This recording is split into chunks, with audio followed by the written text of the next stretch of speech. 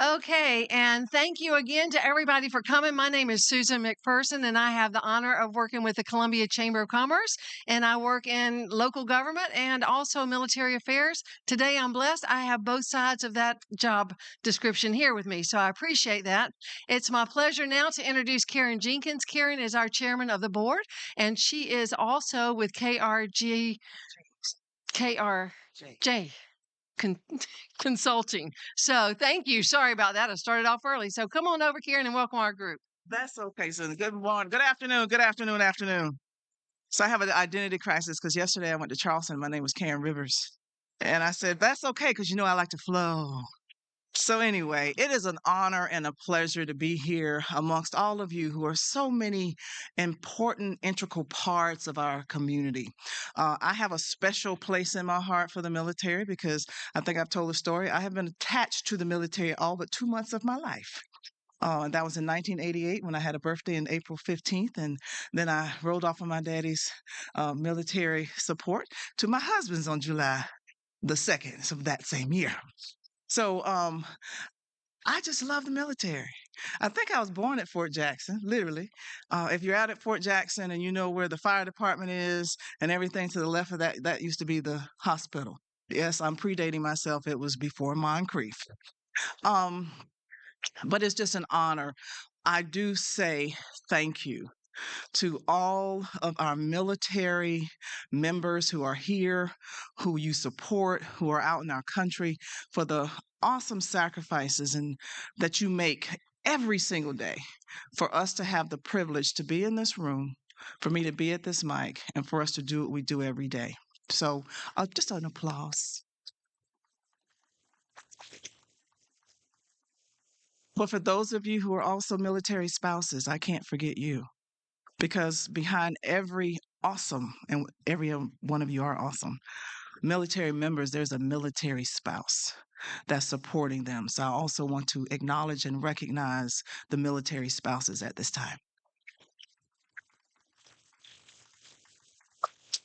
So I think we have this party like once a month or once every other month. It is so good to see y'all bright smiling faces every time I come. So I don't want to belabor this. I want us to get into the meat of why we're here. Updates on what's going on in our military community, what's going on from a legislative and state perspective. We have a wonderful slate of speakers for you today. We have just the audience, you guys. I'm so impressed with who's in here today. So I want to take an opportunity to do that thing that we all love to do. And if you would all stand with me as we say the Pledge of Allegiance. I pledge allegiance to the United States of America.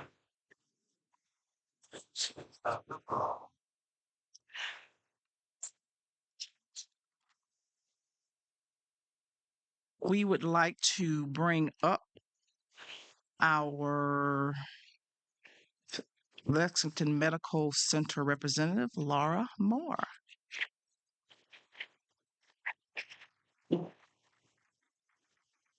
Good afternoon, guys. I will also be very brief because you did not come to hear from me today. We're just honored and blessed to be able to continue to be a part of this, something we've done now. This is our second year. So just really grateful and thankful for all that you guys do for us, but that we get to be a part of this type of, I call it a celebration because I love when we get to come in and celebrate what all of you guys do. So thank you. Thank you for letting us to continue to do this, and we appreciate you.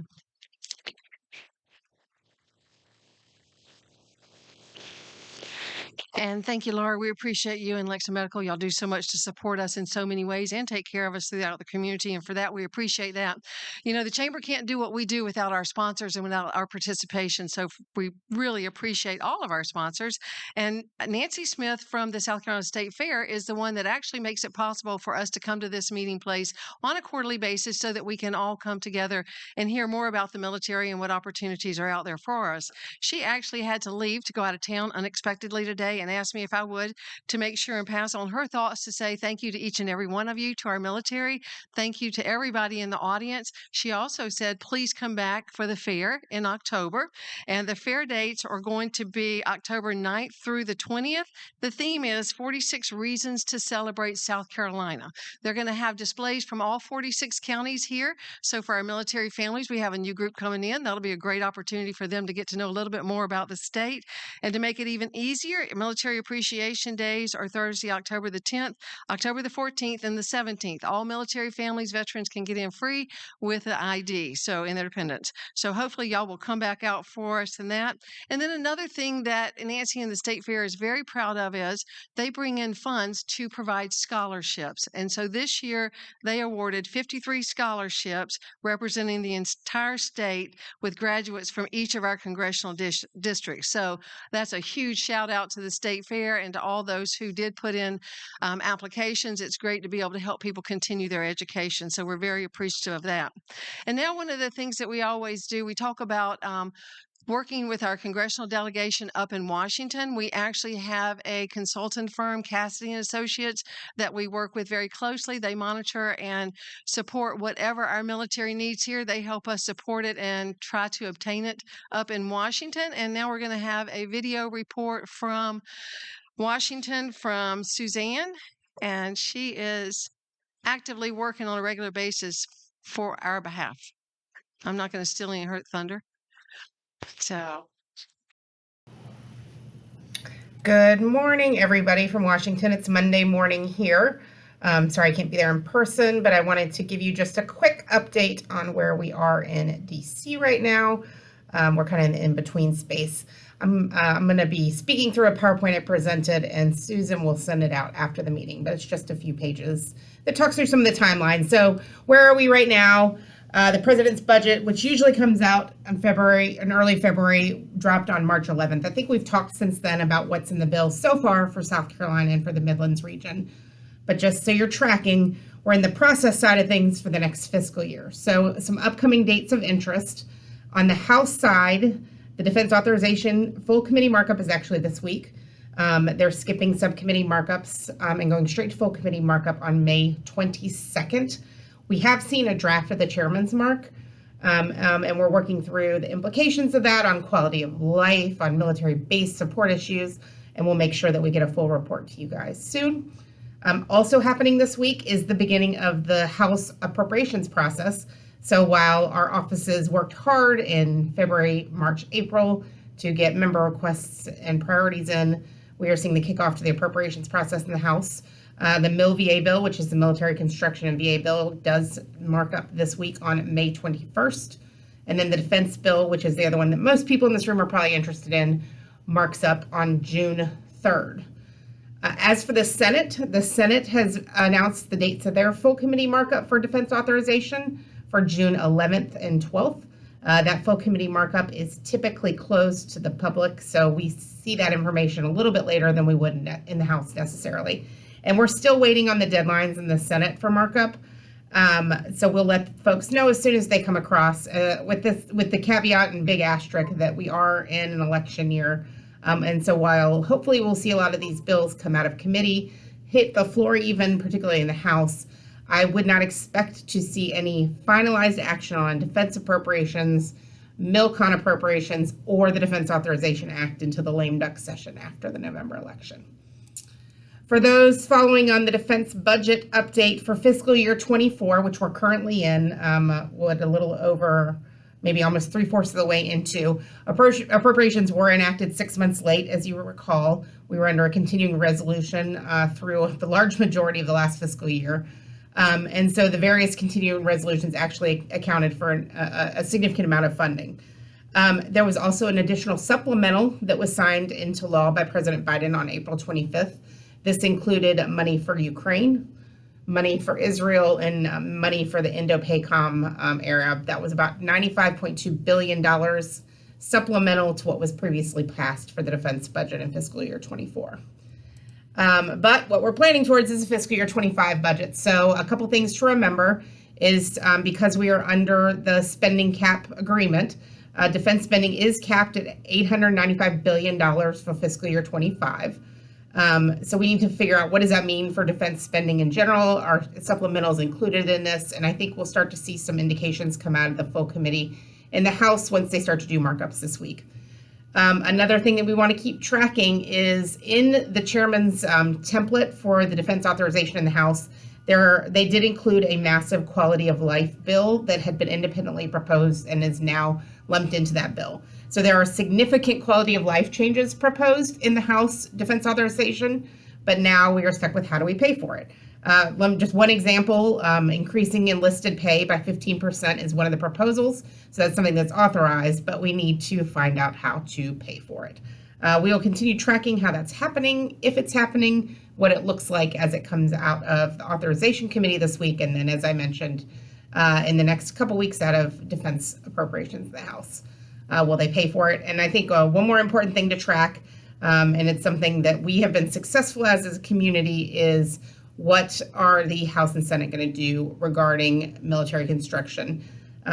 We are not unusual in other communities that because of the cost of inflation, construction costs, et cetera, there are significant amounts of cost to complete when it comes to the military construction world.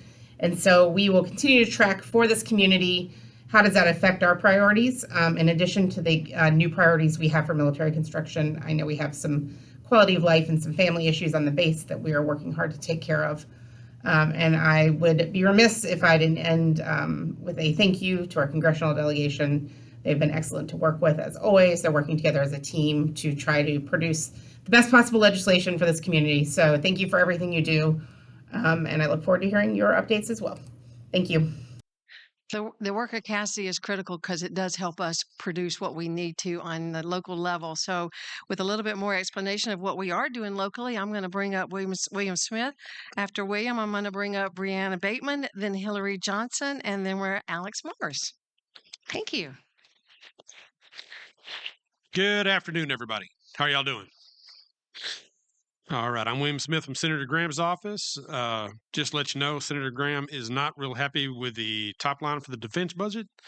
So since the budget falls below the inflation rate, and that's not where we need to be to meet today's threat right now. So he's working to try to get that up.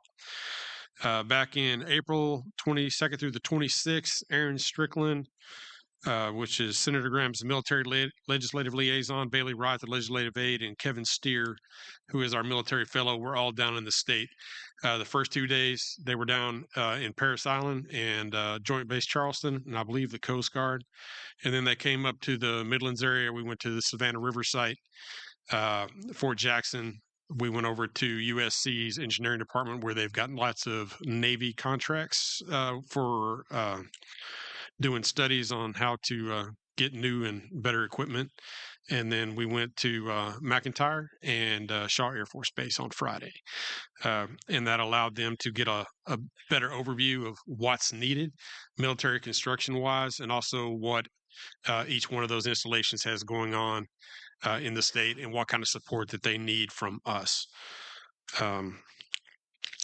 Senator Graham has also, since we last met, traveled to Israel, Saudi Arabia, Ukraine, and about 1,000 other different little countries around there. He likes to go and see what's going on the ground, which is the best way to find out just exactly what's happening. So he's very well versed in those areas. And we're also working with Vision 7 and the VA Medical Center to ensure they have the resources they need to take care of the VA staff and support the veterans and make sure they're getting the best care possible.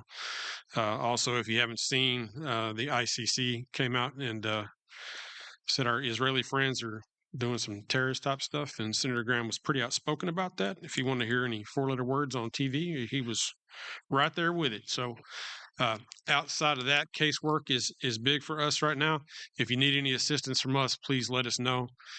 We are very well versed in getting medical records for PACT Act stuff, but also VA, DFAS, you name it, anything, and that is me. If you got any questions or anything, I will be around afterwards. I got about 50 cards, and I will be glad to give them dudes out so I can get some more. But I appreciate your time. Thank y'all.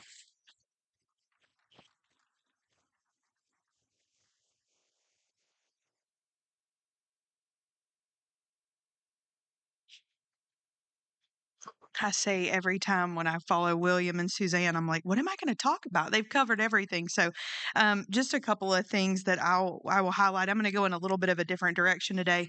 William touched on casework, but our office is really, really in the weeds right now.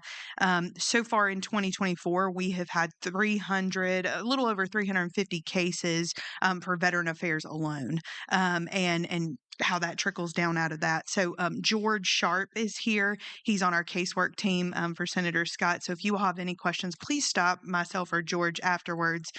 We'd love to chat with you. Just a couple of things. Our DC staff will be down here hoping to get on the bases in June and July.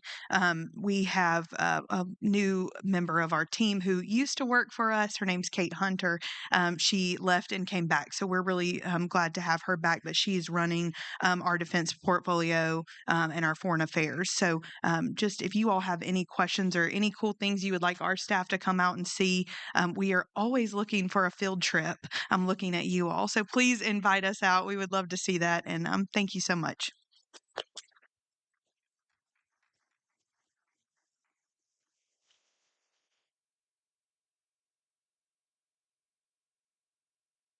Good afternoon, everyone.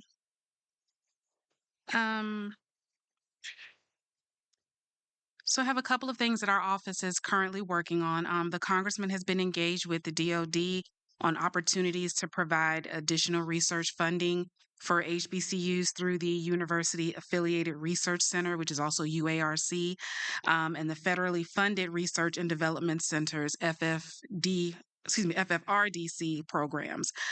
This builds on the congressman's efforts that have led to regular increases in appropriation funding for defense military research capacity at HBCUs over the years. Another aspect, something new that you all may find of interest, the congressman and Representative Seth Moulton out of Massachusetts will introduce the VA Housing Loan Forever Act on June 3rd and begin collecting co-sponsors. The bill is similar to the GI Bill Restoration Act, but it more narrowly focuses on the housing benefit. The legislation already has been endorsed, by two veteran service organizations and the House Veteran Affairs Committee. And they'll hold a subcommittee legislative hearing on June 12th to consider the legislation. The restorative justice that this legislation will provide for the families of veterans who were barred from using that earned benefit, often on the basis of race, will hopefully be able to be fixed with that. And then over the last few months, we've received several inquiries from third-party organizations regarding the care and turnover rates of the VA hospital and the different departments. So we have sent correspondence to the local hospital requesting answers to some of these questions to hopefully assist the veterans in the future of getting the care and service that they need. Thank you.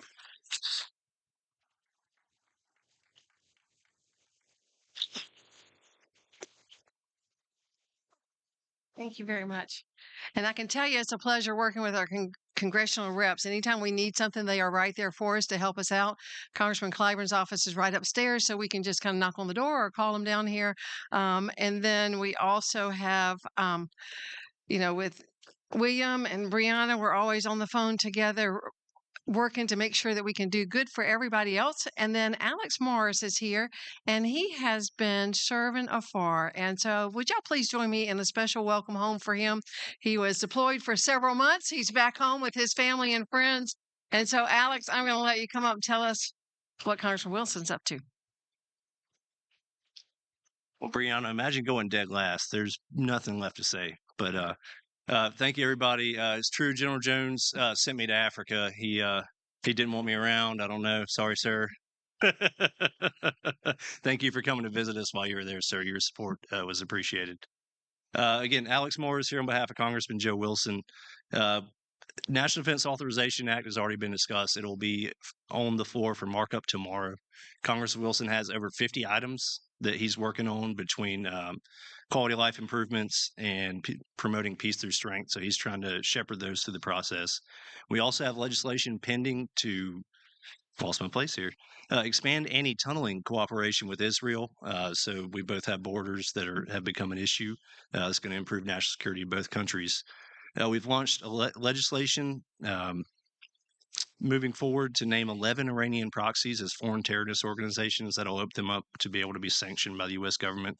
And Congressman Wilson also recently led a bicameral bipartisan letter opposing Air Force Legislative Proposal 480. It's big in the Air Force, not much anybody else knows about it, but the Air Force is trying to move National Guard space assets under the Space Force and away from control of the governors. All governors of all 55 states and territories are against this. Congressman Wilson, Congressman Grant, or Senator Graham, sorry, Senator Scott are against it.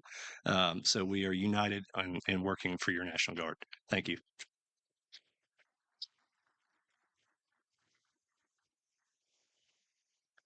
Thank you, Alex, and welcome home. He said you never appreciate home until you go some of the places he saw.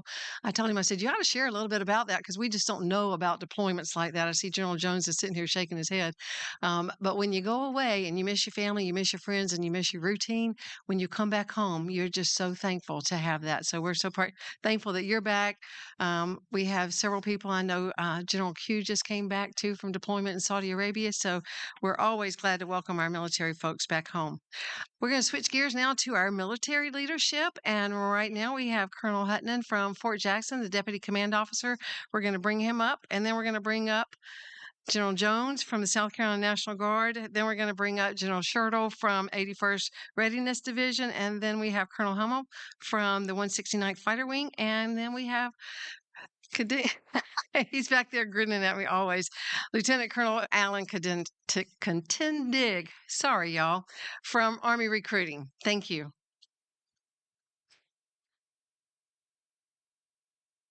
Well, good afternoon. Like Susan said, I'm Mark Hutton. I'm the Deputy Commander out of Fort Jackson, and we've got an action-packed summer plan, not just with Army stuff, but some community events I want to bring up. So this weekend, the water park opens. If you didn't know Fort Jackson has a water park, we do, and it opens this weekend. It'll be open to the public. On May 27th at 10 o'clock in the morning, we'll do our Memorial Day ceremony with Fort Jackson National Cemetery, so please come support that.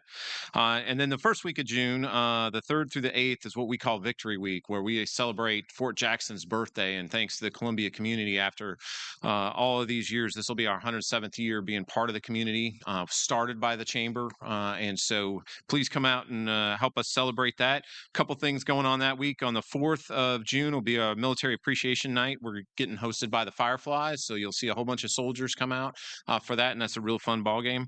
On the 6th of June, we'll do our Fort Jackson Hall of Fame induction ceremony. We have 4 new Hall of Fame members that'll be inducted this year, and I get to announce them today. So first will be Colonel Retired Joe McLam. He used to be the Deputy Commanding Officer at Fort Jackson. Colonel Retired Mike Malasso, who used to be the Adjutant General Corps Commandant at Fort Jackson. Lieutenant Colonel Retired Donald Myers, who is a chaplain at Fort Jackson with 81st RSC, and then also is been serving as our Sportsman Club president. And then we have Command Sergeant Major Retired James Walthus, who was a former Drill Sergeant Academy Commandant. So we'll do that at lunchtime on the 6th, if you're interested. On the 8th, the Association of the United States Army is hosting the 249th Army Ball. So please come out and celebrate 249 years of your Army. And then on the 22nd, we'll be out in Lexington with the Blowfish for a night with the Blowfish. And then the big extravaganza this summer will be our 4th of July ceremony. So Fort Jackson will actually open the post and host the Independence Day celebration. Will be on the 4th. Please come out. We have a myriad of local artists going to perform. We're actually going to have the Soldiers March On this year. So if you've seen the march-ons like at the Army-Navy game, we're going to do that as part of the ceremony. So it'll be a really great night. And of course, we'll end with the fireworks and our very own 282nd Band. On the 19th through the 22nd of July, for the golfers out there, we'll actually host the military launch long drive competition. So all branches of service will be here to compete in the military long drive competition, and that'll be out in our golf course. And then the 31st of July through the 2nd of August, we will welcome all of our new leaders. As you know, for the active duty, this is a transition time. And so we'll be actually out with you all on the 1st of August to tour, take our new leaders around, tour Columbia, have lunch with all the great business leaders and key leaders. And then, of course, in August, if you haven't heard, General Kelly will change command. We're waiting patiently. Not really. We're kind of impatient right now to find out who replaces him, but he'll leave on the 23rd of August, and we'll have the change of command then. A couple of updates. If you don't know, Fort Jackson is the home for the Future Soldier Prep Course, which that helps those that desire to serve better themselves across all components. So the active duty, National Guard, and Army Reserve. And this is for those individuals that could not score well on their ASVAB test. If they meet the minimum requirements, they can come to Fort Jackson. We put them through a 3-week academic course, which then allows them to retest on the Armed Forces qualification test. If they improve their score, then they're able to contract into a military occupational specialty of their choosing. Right now, we've just graduated 18,000 soldiers since we started this course. We also have a track that focuses on physical readiness. These soldiers have met the academic standards, but don't meet the height and weight standards that's required to be in the military. Same model. They come to Fort Jackson, and after about 4 weeks, most of them can lose the necessary body fat to go on. And believe it or not, losing that body fat, the most important component is sleep. So if you're not getting your sleep, you got to get your sleep to lose some weight. So those are the big things going on this summer at Fort Jackson, and I'll be around. I also have our Garrison Command team, Colonel Hickman and Command Sergeant Major Catula. Please stop by and see any of us if you're interested on what's going on at Fort Jackson. Thank you. Sounds like I need to take a nap. Hey, on behalf of General McCarty, Jeff Jones, Deputy Adjutant General, it's an honor to be with you today. General McCarty is in Charleston. Now, when I always come, I always bring a joke, but I've been told that the last couple of times I've told the same joke, right? So I looked at our staff this morning. I said, I'm giving a presentation over there. You got 4 hours to give me a joke in the building. 4 hours, right? So the whole staff gets together, and I'm waiting, and they come in at 1 o'clock. Some of Jim's staff there, and they said, we have a joke for you to tell. And I said, what is it? They said, what does a worker over at the chicken plant, what do you call him when he writes poems during his break? I said, what? He goes, poultry in motion. He's out processing right now. And let me tell you, he is going to love the Civil Air Patrol. It's going to be great. All right, so a lot of great things happen. I'm going to go very, very fast. I'm going to go as fast as a night fight in a phone booth. And Lieutenant Cox, I'll tell you what a phone booth is when we're done. But 3 things we do here in the South Carolina Military Department. The first thing is provide ready soldiers and airmen. Two huge successes.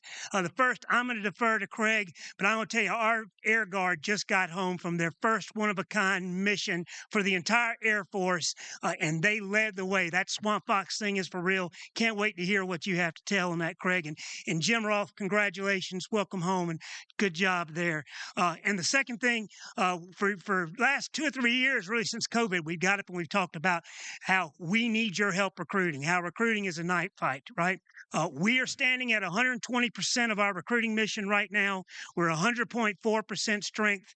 Your South Carolina National Guard is 7th in the nation in recruiting right now. So great things are happening. Young people are being inspired to serve right now, and we're really excited about that. We currently have over 400 deployed right now, probably the lowest number we've had in several years. We still have an engineer company in the Horn of Africa. We have public affairs folks in Kosovo, and then we have a company, just as we do every year, that is doing amazing things in a tough environment on the southwest border. And our air defenders are guarding the skies in the national capital region. We redeployed 3 units, including the 218th MEB. Again, Alex, welcome home. An interesting side note of that, when the 218th deployed over there, they fell under Major General Jamie Shawley. And Major General Shawley, who's a tremendous, tremendous leader, she took extra care of our folks, right? Because we know that she was the commander of the 81st. And we had relationships with her because of this group right here. Because she knew us and because we knew them, Alex, I believe she took extra care for us. And so the power of this organization right here, it reaches around the world, Susan. It really does. So we are, I said, redeployed some units, and we're going to have 200 more that will leave towards the end of the year, including more soldiers that are going to go to the southwest border. The South Carolina National Guard was the winner of the United States Army Small Arms Championship for all components this year, including we had the top shooter in the entire nation. So if you're over at our headquarters and you're cutting up, you better have cover and concealment because they'll hit you, right? And this past weekend, we had a great joint exercise, multi-domain operations called Joint Fury. Really looking forward next year to getting the Army Reserve involved in this so that we can bring all of our partners here to train in the area. The second thing we do is we provide DISCA defense support to civil authorities, guidance and support. We are hearing, just like you are, 24 planned storms or storms that they believe they're going to be major storms that will be coming. Our hurricane plan is locked in. We're ready to stand at the point for what's needed. We have the governor's tabletop exercise in 6th July. Our South Carolina State Guard also stands ready, and they're building some amazing capabilities under General Lott. As a side note, the legislator is helping us greatly with what's going to be about a $19 million renovation and an extension to the State Emergency Operations Center. And as a side note there, we just had a burst, the pipe burst. Isn't that the right grammar? Right? Thank you, Mr. Wofford. The pipe burst, right? And how ironic it is. An organization that fights floods had a flood in its own building. But we're getting that done. And again, the state's really taking care of us on that. We're going to grow that SEOC. The third thing that we do is we look to add values in our communities with the partners that we have. We are so proud every year to support the South Carolina Veterans Administration and all the communities with the VAC, which is the Veterans Engagement Center, and where we allow veterans to come in, look face to face with the VA, and really get to the heart of the issues. We're always going to support that, and we're looking forward to how we can extend that. The boss list with ESGR, thank you for what you do to support us. The USO, always there. We are focusing on improving and building our retiree and veteran capabilities. We're honored to partner and support Fort Jackson with ID cards. We do about 770 a month. No waiting, no appointment needed. You just go over to Bluff Road. And what we're most proud of is that we support military funerals in the state. We have done 168 this month, 1,300 this year, and what an important job that is to pay the respect to those who served. The State Guard performed their annual job at the Cook River Bridge Run, did a great job there. Youth Challenge and Job Challenge, we will graduate 61 great young people in June, with many of them getting their GED. We are proud of our Youth Challenge program out there. And then our two areas of concern right now, just like I believe we see in the active component, we are seeing a big uptick in accidents right now. Our South Carolina National Guard lost 2 soldiers in the past quarter who are on their way home for training, and they were in a car accident. And we are also seeing an uptick in behavioral health calls to our 1-800 line. So it's just a reminder, I think this time of year, we've all got to take care of each other. We've all got to look after each other. And then I close with what this month is all about. We always remember our 19 South Carolina National Guardsmen that paid the ultimate sacrifice, and we commit ourselves to what we do here to do right by their sacrifice. Thank you so much. Anything the Guard can do for you, please let us know.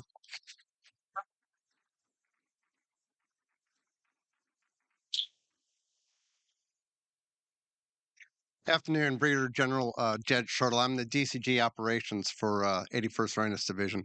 And Alex, I always have to follow General Jones. So I got a little bit of sympathy for you, but not much. And I don't carry jokes with me, and no one writes jokes. And Brianna, great to see you again. Fort Jackson had that great night infiltration course that we got to spend some time together. great event. If you ever get the opportunity to go out and see the soldiers in training out at Fort Jackson, highly encourage it.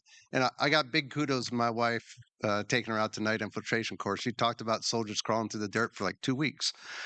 So if you're not familiar with the 81st Readiness Division for the U.S. Army Reserve, we own all the facilities in the 9 southeast states, including Puerto Rico and the Virgin Islands. We also own the maintenance for the for all the equipment for the units in those 9 states. So Major General Harder has been really busy the last few months, traveling around to all the different locations and identifying, where we need to focus our efforts to get soldiers and equipment ready for deployment. We constantly are supporting soldiers downrange, and we are prepping more soldiers to go to Poland, Kuwait, Qatar, and Southwest border over the next coming months. So General Harder's staying busy. He sends his regrets. He wasn't able to make it down here today, but always enjoys the interaction with the chamber and this group. So we've been busy the last few months, not only with the boss's travels around the AOR, but we're also lucky to host TRADOC into our facility. So the 81st Readiness Division has one of the best facilities on Fort Jackson, and hopefully we can continue to progress building similar facilities across the Southeast. We're also hosted all the other readiness divisions from across the United States, so they got to come in and see how the 81st does business. And also we brought in some of the major subordinate commands, so they got to see Fort Jackson and the community front and center. For our families, we hosted a 81st Readiness Division dining out, which was a well-attended affair here on Fort Jackson. So we had about 140 of our soldiers and their spouses in attendance, including many of our past commanders, including General Shiley. And we bid farewell to Chief of Staff Pete Quinn.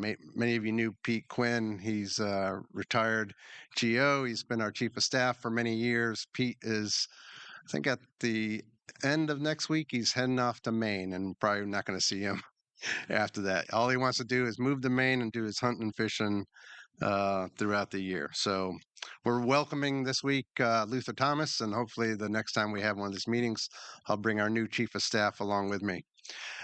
Going into the next few months, sounds like we're going to host CIMT, TRADOC CIMT conference in August, so we get the chance to have some more leadership from across TRADOC coming to Fort Jackson. Once again, we're continuing to prep soldiers to go on all these missions around the world, and also a lot of training exercises. So we've got teams supporting 18th Airborne Corps' Warfighter in July. We've got a band headed over to Europe the first 2 weeks of June. They're going to support the 80th anniversary of D-Day. We also have soldiers going off to Japan to support Operation Orient Shield. So staying busy. And then just like Fort Jackson, the Army Reserve has a bunch of transitions going on this summer. So the 207th RSG just changed out. The 360th CA Brigade that supports 18th Airborne Corps, that commander will change out. The 2nd Brigade 98th Division that supports Fort Jackson with Reserve Drill Sergeants, they'll change out in July. The MCSG that supports 18th Airborne Corps, they'll change out at the end of June. And sometime this summer, General Harder will depart us, and we are not sure who his replacement will be. And as soon as I know, I'll let Susan know and everyone else will know. But a lot of turmoil within the Army Reserve here on Fort Jackson, but I'm sure we'll come out of the summer flying colors. Thank you for your time. Look forward to talking to you afterwards.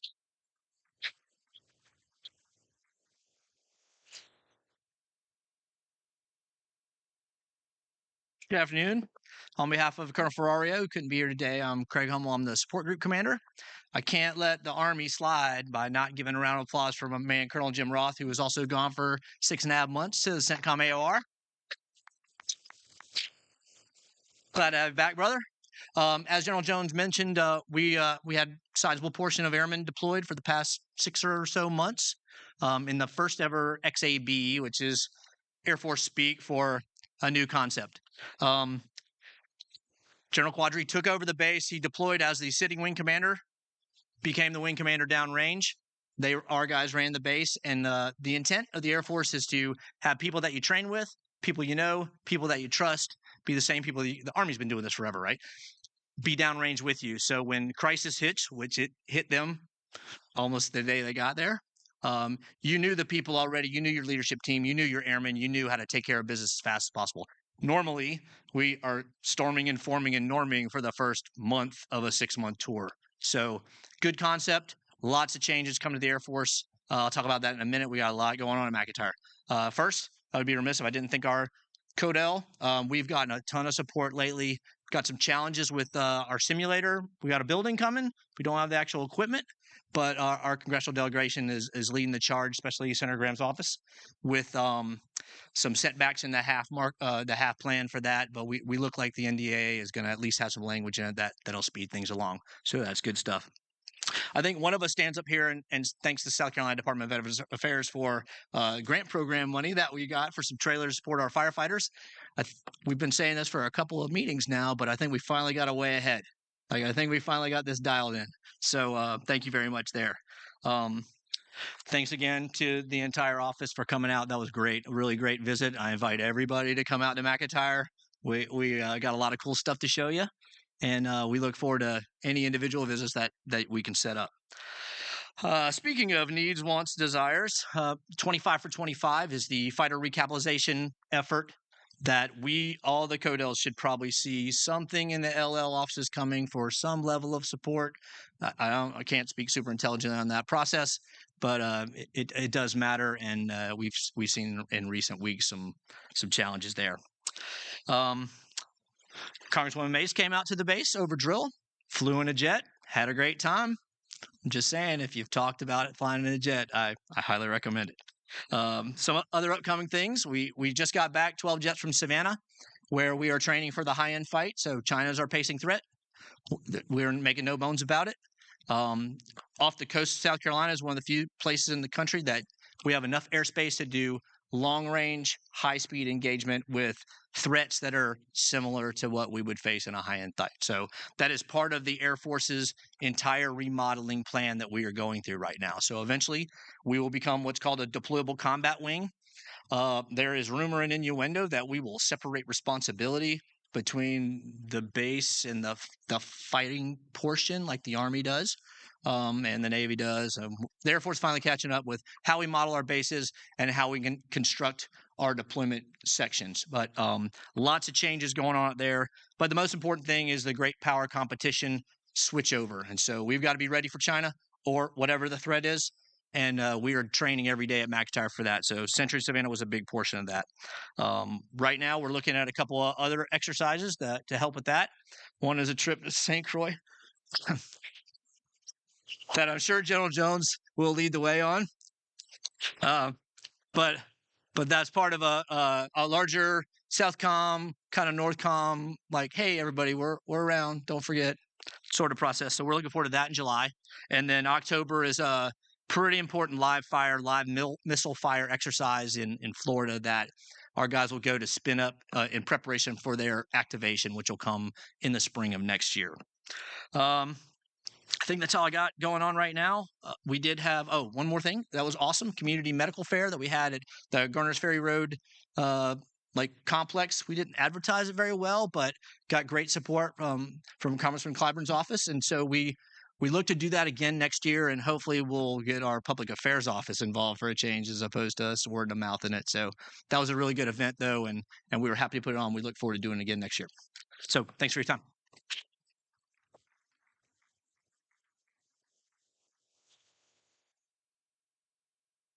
You'd think I'd be more calm up here, having done this a couple times after all these distinguished gentlemen. Nope.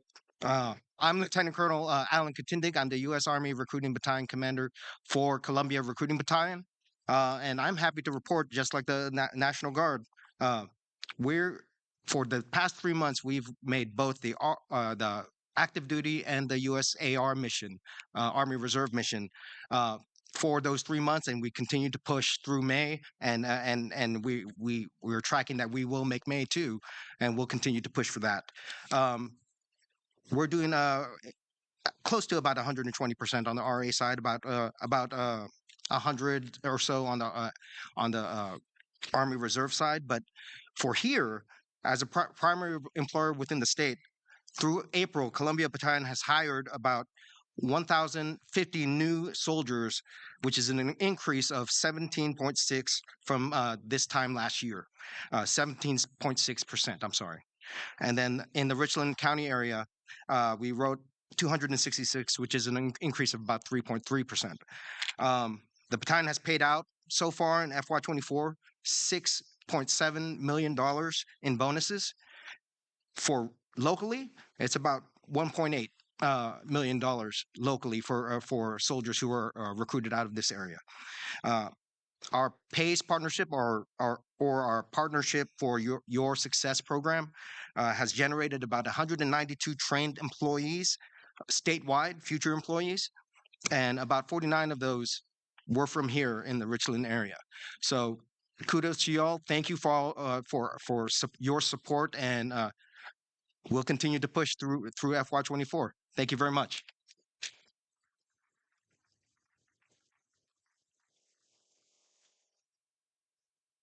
Thank you, and we appreciate all of your work. And thank you to everybody in the audience who also promotes what a great opportunity and career it is to serve in the military. So we appreciate your efforts in that regard.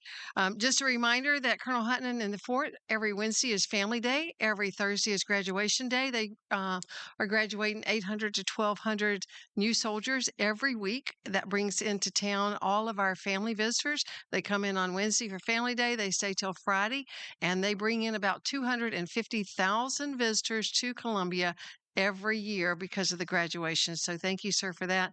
Huge economic impact with all of our military folks. And if you add everybody together on the front row, that'd be about a $6.6 billion economic impact. So we thank you not only for what you do for our country, but for what you do too for our local economy, because that's putting all of our chamber partners to work. So we thank you.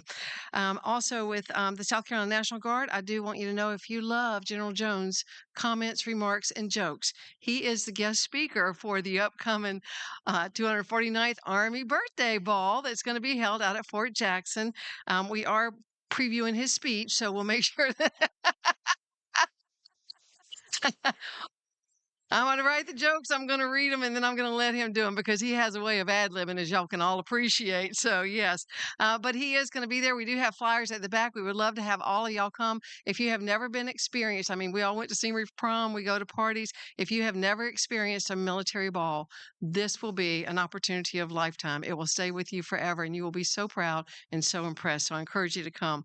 And then also, last night, I don't know, the Army recruiting, we're doing a lot of things that we can, anything we can to help bring more people into the Army family. And I was actually watching The Voice last night, and they had the U.S. Army Field Band singing on there. And they were a huge promotion for students that there are so many different careers in the military, and singing and the band are two of them that many people don't ever get to see. So it was a great tribute to the service, the four military, the soldiers that were on there. I'm telling you, there was not a better ambassador or champion for a life in the military than those four young people, except for our people here. So I encourage you to always help us move people and educate people on what is available there. We're going to change gears now and go to our military support organizations, because all of us try to do everything we can to support our groups. I'm going to call up Kevin Suedo first, and then Jason Fowler with Department of Veterans Affairs, then Jennifer Harding from the Employer Support for the Guard and Reserves. Thank you. I'm actually going to put on two hats today, so you're going to figure out which hat it is at the time. One is the DMV director, and one is the civilian aide to the Secretary of the Army. The first one is a DMV issue. We have 65 different license plates for veterans, to be had. And of those 65, they're broken down into 8 categories. The top 3 categories, Valorous Awards, Distinguished Service Awards, and Exemplary Awards, get you free parking at any metered space. So if you know of somebody that is in the military or is a veteran of the military, they need to go onto the website and find out what those conditions are. The only place that you'll get them is by applying for them in the mail. We had to centralize the issuance because we actually do have some veterans who lied about their service. We won't let that happen. But if you want those plates, we want you to go ahead and apply for them online. One of the things and I hope you don't mind me getting into this, Mark, is we've got an issue with real IDs from a DMV perspective, but it is tied to the civilian population. If you are a civilian retiree over the next several months, you are not going to be able to use your civilian ID card to get on most military installations. It's not a Fort Jackson initiative. It is a Department of Defense initiative. They're going to probably pull your ID card and they're going to make you get a real ID. You will then go into the fort, or you'll go over to the National Guard and you will register that real ID. And the barcode on the back of the ID is what you're going to use to get on the installation. So they're not going to show, you're not going to eliminate your access. You're just not going to have an extra card to go around, and they're not going to have to produce the extra card. Going to be much less expensive, and it should be a more efficient way to drive you through the gates. Now, if you don't have a real ID, you need to get a real ID. You don't want to be that guy or gal. Okay. If you're a guy, it's a very simple thing. You bring in your birth certificate, you bring in 2 pieces of mail, and know your social security number and pay for it, and we're going to get it to you.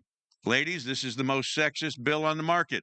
Okay, you might have to deal with every name change since birth. There's one of you in here that's going to have a birth certificate, a marriage certificate, a divorce decree, another marriage certificate. And if your spouse dies and you want your maiden name back, a $300 court order. Okay, I had some lady rip my lips off. I won't go into the humor of that, but suffice it to say, is it that onerous? The answer is yes. If you've got a passport, that's all you have to bring in as far as the name changes, so long as it's a valid passport. Next one.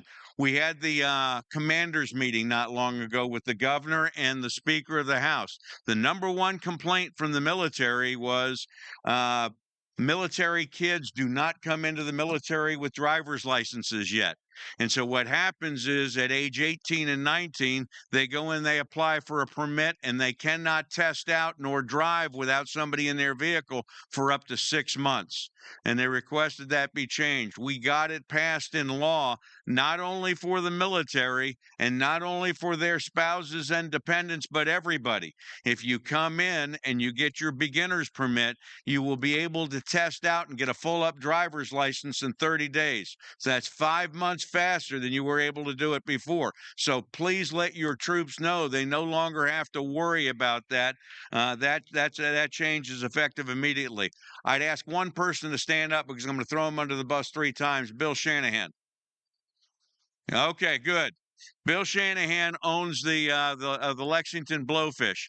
We talk about the most military-friendly community to live in. He's doing 3 things that you should be aware of in the very not too distant future. Number 1, if you've got nothing to do on the 1st of June, we want you to go out to Blowfish Stadium and watch Sheriff Leon Lott's deputy sheriffs take on Sheriff Jay Coon's sheriffs in a softball game. The proceeds from that game are going to support the USO. They have already got a number of very significant sponsors that is providing a healthy sum of money to the USO. So please go out there, cheer on your favorite team, and then right after that, you've got a baseball game followed by fireworks, a big night. The next one is Fort Jackson night. I know it's already been touched on, so I'm not going to do anything other than say, if you want to go to a ball game and see 1,000 soldiers get excited about baseball, Fort Jackson will be out there, and they will be playing in front of the Blowfish. The next one, this is a very new one, and that is that Bill Shanahan is on the 3rd and 4th of July going to have Wreaths Across America night. That's a big deal. So it's going to be a fireworks venue, but they're going to go ahead and have an opportunity to collect money to put on the wreaths on all of the graves at the Fort Jackson Cemetery. We are burying more people every year, which is a good thing for a place to go, but the number of wreaths is costing tremendously more money, and without the support that the community provides through things like the Blowfish, that won't happen the way it's happened every year in the past. On the positive side now, we've also had a lot of fun with throwing people out of airplanes. We've had centers of influence. Yesterday, we threw 15 out of an airplane yesterday, 15 out of an airplane today, and we'll throw out 15 tomorrow. Okay, you did ask whether or not they were wearing parachutes. Out of the goodness of our hearts, we provided them. But the average Golden Knight out there for these 3 days had over 5,000 jumps. And since they've got a vested interest in getting you to the ground, we didn't have a single incident, and we're hoping for the same tomorrow. But the object is just to get people like educators, superintendents, principals, an opportunity to appreciate what soldiers are like to help with the recruiting piece. And he said he's 10% over. The only thing I will ask you on the recruiting side of the house is please, please, please, if you've got a soldier or somebody that wants to be a soldier, talk to me. Talk to Brother Katindig sometime before you leave, but we want to help you put a soldier in boots. Let's see. We just finished a cord ceremony. The superintendent of education invited all of those individuals that are going into military service on graduation over to the Koger Center. We had 277 young men and women who were presented red, white, and blue cords so they could wear them at their graduation and let everybody see that they're entering the military. That was a big, big deal, and we wanted to thank the superintendent of education for taking a positive stance on that. For those of you that may remember a certain commanding general by the name of Beagle, he was there giving the cords away. So it was a reunion for the state. And then the last thing I will throw on, and it's to reiterate what Susan talked about, please think about coming to the Army Ball. If you don't know how to sign up for it, you see myself or Sylvia Butler before we leave. We're not going anywhere, but we'd love to see you. If you've not ever been a part of a military tradition, this is steeped with military tradition. You can go and find somebody you'd like to sit down and enjoy a formal dining out with all the military pomp and circumstances. And yes, you will be exposed to the good general's joke. So I will finish with that.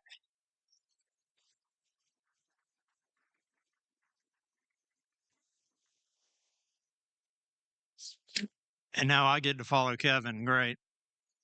Good afternoon, everybody. Jason Fowler. I'm the Military Affairs Coordinator for the South Carolina Department of Veterans Affairs. On behalf of Major General Retired Todd McCaffrey, our Secretary, I'd like to say greetings.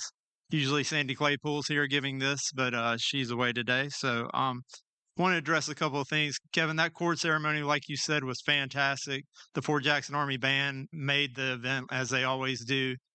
Judy Gatson said there were 1,000 kids in South Carolina that had enlisted, and we got 277 of them there.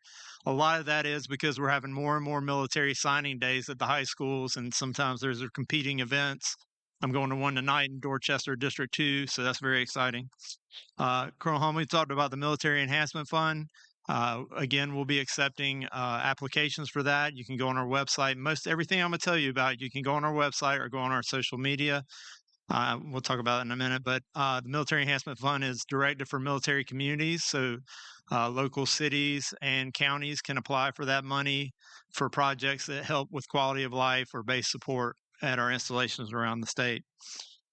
A couple other topics to note: the South Carolina Department of Veterans Affairs is doing benefits direct delivered at discharge workshops at a lot of our military installations around the state. We hope to get back at Fort Jackson soon, of course, and also helping with the VAC. What an incredible partner in the South Carolina National Guard. They host those VAC clinics.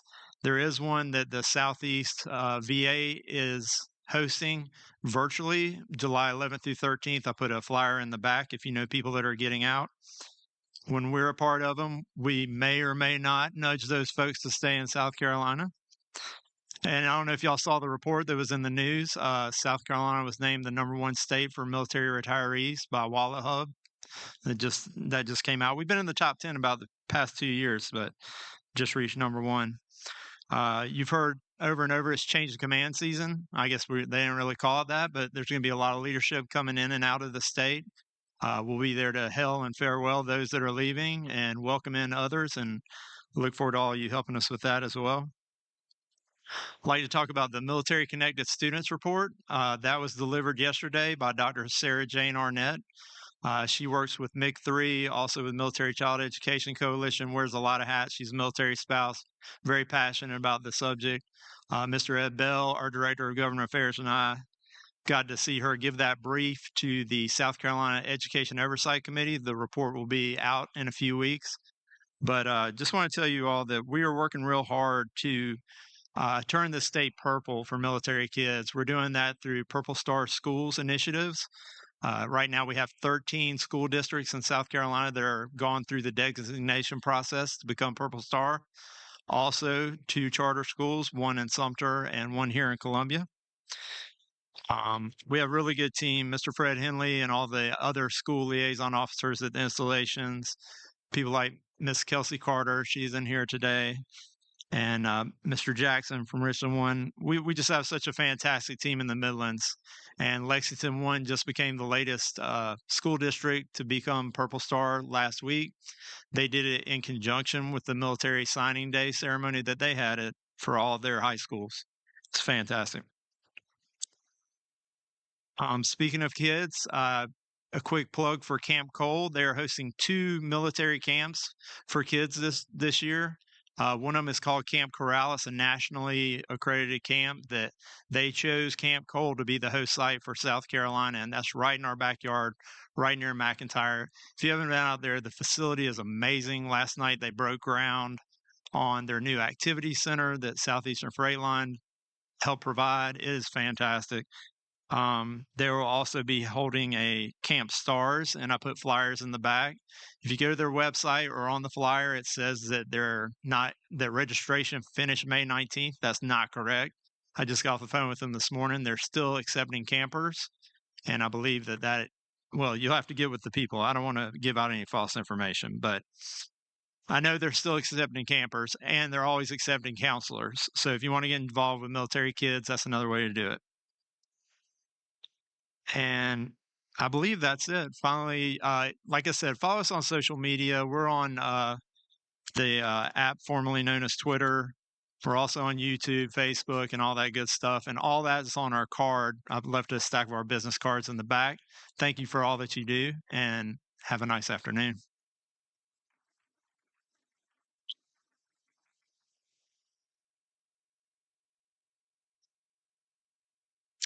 Good afternoon, everybody. My name is David Gale. I'm with the Employer Support of the Guard and Reserve as a volunteer. I'm here speaking in place of Jennifer Harding, who had to leave for a meeting. ESGR does 3 things. We educate employers and service members, specifically in the area of USERA, which is Uniformed Services Employment and Reemployment Rights Act. Second thing we do is help mediate conflicts that may occur between the employer and the service member. Hence the reason we educate up front and try not to mediate as many conflicts. Third thing we do is we recognize employers who have gone above and beyond in their support of employing a member of the Guard or Reserve. So if you are here and you are employing a member of the Guard and Reserve, we thank you very much. If you are interested in getting a briefing on USERA, specifically what your responsibility is as an employer, you can see me afterwards. I'm not the only guy in the pink shirt in here, but I'll be standing in the back and I can take your information and set you up with a briefing. June 6th, we are having a boss lift at McIntyre. Boss lift is something ESGR does nationally to help expose the military to employers. So in this case, if an employer has a service member in a particular unit, they get to go and see what that service member does. June 6th is a boss lift out at McIntyre, where in this case, the Army National Guard is going to showcase the UH-60 Black Hawk helicopter. So if you are interested in nominating somebody or interested yourself in going, I would like for you to take down Jennifer Harding's email address. It is Jennifer Harding, ESGR, at yahoo.com. Jennifer Harding, ESGR, all one word, at yahoo.com. And just email her, or you can see me afterwards about nomination, and I'll take your information. Thank you so much.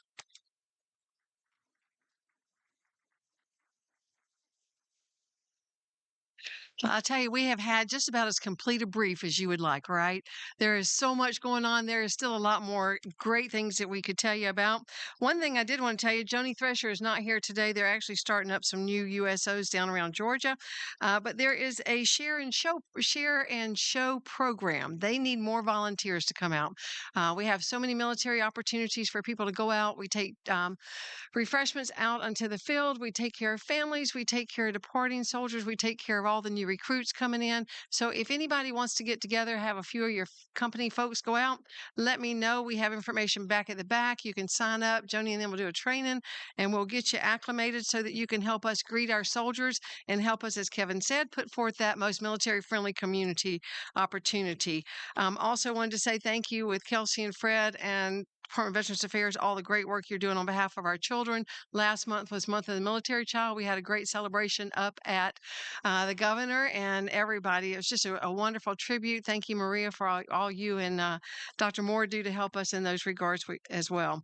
I wanted to take just a special minute. You know, we have so many people throughout the Columbia area who volunteer to support and serve our veterans. And one special person is Ree Adams from Dominion Energy. She was recently awarded the Volunteer of the Year for Veteran Support.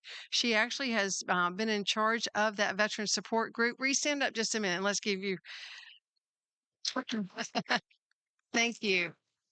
And then she also has a couple of our volunteers with her. Tammy, Derek, y'all stand up a minute and let's recognize you too. And these are two of about, thank you. You'll see all of these folks everywhere. I mean, they might be in an Oreo cookie suit with General Jones, or they'll be out giving out candy and Cokes or doing whatever they can to just say thank you to our military folks.